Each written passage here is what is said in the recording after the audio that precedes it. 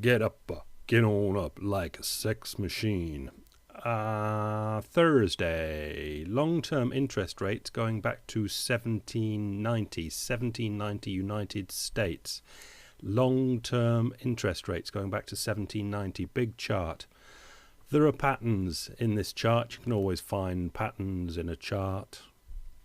Right, let's start off. 1800 interest rates were about 10%, and from 1800 to 1830 they came down. You can see that's that first great run of coming down from 10% down to about 5%, 1800 to 1830. But 1840 they were back up again over 10%. But from 1840 all the way to 1950, 110 years of basically trending down. A lovely long trending down, 110 years, 11% at the top, down to about 2.5% at the bottom. 1950 was the bottom, 110 years later. Then we get the thing in our lifetimes of the great strange 1980s inflation spike, where we go from the 1950 bottom at 2.5-ish. She soon rushes up from 1950 to 1980, 30 years of going uphill, and then from 1981 at 14.3 max for long-term interest rates, that'll be averaged over the year, all the way down to now, where they're at their lowest ever for whatever it is, how many ever years it is, going back to 1790.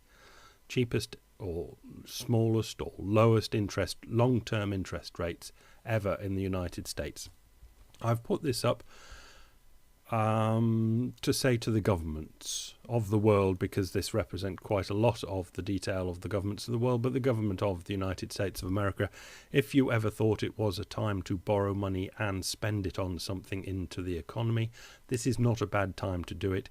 It's the cheapest long-term debt that you can buy ever. So if you're going to stick to the old policy of taxing or borrowing before spending, then this is a good time to do the borrowing and spending. So if you have any good ideas at all, this would be the time to bring them forward and pay for them with this very, very cheap money. Right, let's go over to the OTP Top 10 chart. Thanks for playing. I've put it up on the menu bar at the top, and if we continue to play with it, I'll leave it there. Obviously, if it just gets left by the wayside, I'll just take it off if it gets stale. Right, this will be a link to the website called, forgotten what the website's called, but if you go to the website, you can add new items on the bottom of this, and I might take some of these off as they become obviously voted off the chart, like terrorism is not a problem. You have voted it is not a problem. Government debt is not a problem. You have voted. Inflation is not a problem. Izzy's robots are not a problem. I can't have explained that correctly. Climate change, votes for, but quite a few votes against, make it not a problem. Same with globalization. Votes for, but many votes against, making it not a problem. Education, it's a subtle one, but not really voted for. And wages, strangely not particularly voted for, which is understandable, because wages, although they're slipping ever so small, slipping ever so slightly behind what is called inflation, so real spending power is being decreased. It's not being decreased that much, and that's obviously what you mean, and wages are not a problem. So that takes us into the top 10. Currency debasement, interesting enough. Money supply, got some good votes. That's I've put it down to the money supply is in private hands. Is this a good idea? That's probably what you were voting for. Unemployment obviously comes at the center of so many other things like globalization or offshoring or all sorts of things. Unemployment's there. Private debt, a couple of people have voted that this is not a problem. but more people obviously voted that it is. Demographics are a killer because you can't do anything about them. They are an existent fact, and there they are, sort of thing. You can do things like import more people, young people, to balance them out, but demographics are obviously a very entrenched problem. Water is a problem. Corporate personhood got lots of votes. I don't, it's what it is. One part of that corporate personhood is that the corporate entity as a person has to behave in certain ways. And one of the parts of that whole corporate thing is that the corporate management have to work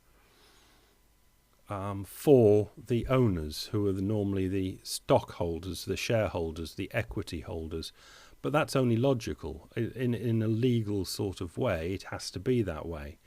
Because if the owners sue the managers for mismanaging, the only way of looking at it is, well, were you doing what the owners would have liked to have done? And if you have stopped your building of something because of you like the look of a tree, that's not in the interest of the shareholders. It's crude and it's very basic, but it's surely the only way that a judge could regulate that sort of thing. Food, like water, is a problem, but it isn't a problem yet. So I'm surprised that they have been pushed up the list so much. Corporatism, killing the small people, I've described it as over on the hosting website. And that, to me, is what it is. And for all these things, this is why I'm talking about it. You write and tell me what you think is the real problem here. I might be picking out things or saying things that you just don't totally agree with. And if you want your thing to be boosted to the top, or just want to say something, you've got to tell me why you think your particular favourite thing is a problem. Corporatism, for me, it's killing the small people.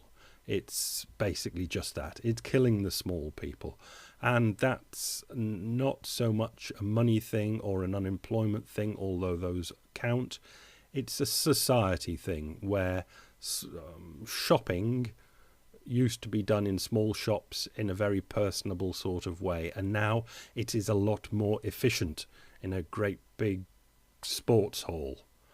But it's a lot less social. It's a very antisocial thing. And energy is at the top, which obviously not many people can argue with. One person argued with, but not many. You just can't. The energy thing is the price of energy. So I've got a couple of other snips just to pad everything out a bit here. This is Associated Press in an interview with some chap called Mr. Watson, forget his Christian name, who's the boss of Chevron oil company. And this is one quote that I've pulled out. It's very difficult for the United States to go it alone. This is talking about climate change and the balance between climate change and finding energy. Watch what other governments do. The day-to-day decisions being made show that concern about climate change is less than other concerns they have. Basically what Watson's saying is, if you look what governments actually do, their climate concerns aren't very high in comparison to other things that they do. China is racing by the US in greenhouse gas emissions. Germany is shutting down their nuclear power, the only energy source with zero carbon emissions that can be produced at scale. Japan much the same way, although there's been new announcements out of Japan since Mr. Watson was interviewed. Governments around the world are making the choice that the benefits of lifting people out of squalor are very important. This is typical oil man talking shit. It's not the governments around the world making the choice that benefit of lifting people out of squalor are very important. They're just kind of pushing their, it could be pushing their main corporations to be more efficient so they can sell more in the world. But the Weasley words he's used is lifting people out of squalor, and if we think of China, maybe that does fly. And affordable energy is the way to get there, and that currently comes through oil, gas and coal. What Watson's basically saying is we're going to burn the bloody stuff. Governments are going to burn the bloody stuff. Governments are going to encourage their companies and people to burn the bloody stuff. They're just going to do it. So, as you will have noticed, over the last 2 years, all the global climate change sort of tom-tom bashing has just fallen by the wayside, and that lot are being ignored. I'm not saying they should be. They probably shouldn't be. But they are and will continue to be ignored until it's so utterly obvious that they shouldn't be ignored. Well, the global warming people say it's too late anyway. And quite frankly, it's always been too late for governments. It's never been the right time, and it never will be the right time to act on climate change. They will burn the oil, gas and coal. So, finish with energy. This is from the EIA, I think. Yes, EIA 2011 brief, because they haven't put out the 2012, but I've got the figures in my head for 2012. This is the annual average crude oil spot price, annual averaged over the year from 2000 to 2011, and I've got the 2012 in my head. So we've got WTI and Brent, West Texas Intermediate and Brent being the world price, let's say, and WTI being the US price. We start in 2000, 2001, 2002 at about $25 a barrel. Then 2004, she's up to 40. Scream, hair tearing out at 40. Then just under 60, then just over 60, 2007, 75, 2008, it seems so long ago now, 2008, that time where oil prices went berserk and prices at the pump went berserk, when WTI and Brent went on the annual just under, they neither made it annually over 100, but they were pushing it for that year of 2008. And you'll find different figures for these, but this is EIA's figures. The different ways of calculating all this. Then the Great Recession hit, so 2009 dropped all the way back down to 60 annual. But then 2010 she was soon back to 80, and the average price for the two of them, WTI and Brent, was then up to 100 in 2011. So she's gone, the average of the two of them, 2009, 10, 11, it's gone 60, 80, 100, really back to the 2008 price, showing that 2008, it was an excessive run up, but it wasn't a madly excessive run up. And this year, WTI is hanging a long way behind Brent because of the fracking glut in the United States.